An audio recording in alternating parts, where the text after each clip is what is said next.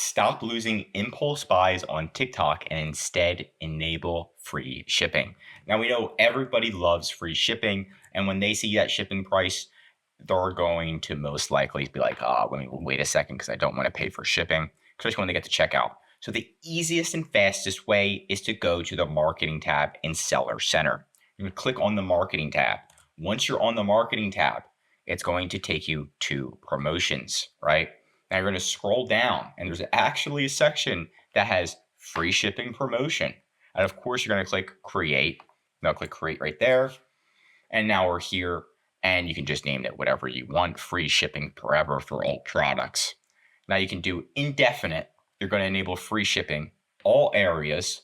There's no criteria, all products, and then you just click publish. And all of your products indefinitely until you turn this off will have free shipping. That's the fastest way to do it.